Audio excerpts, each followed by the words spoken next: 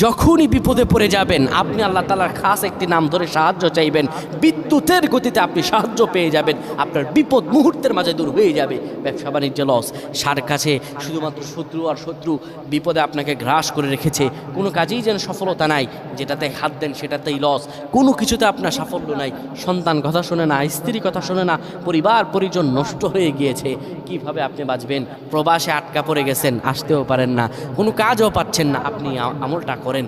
এটি আমার কথা নয়, বিশ্বনবী মুহাম্মদ রাসূলুল্লাহ সাল্লাল্লাহু আলাইহি ওয়াসাল্লামের প্রিয় সাহাবী হযরত যায়েদ রাদিয়াল্লাহু তাআলা আনহু, তিনি একবার মক্কা থেকে হিজরত করে যখন মদিনায় যাবেন, ঠিক সেই সময় বিপদে পড়ে যান। ওনাকে একটি লোক বিপদে আটকে ফেলে এবং ওনাকে হত্যা করার চেষ্টা করে। তখন তিনি আল্লাহ তাআলার এই খাস নামটি ধরে সাহায্য চেয়েছিলেন, আল্লাহ তাআলা তাকে বিপদ থেকে মুক্ত করেছেন। সুবহানাল্লাহ। সেই দোয়াটা কি? তিনি যখন বিপদে পড়ে যান তিনি বলেন, আগিসনি ইয়া রহমান।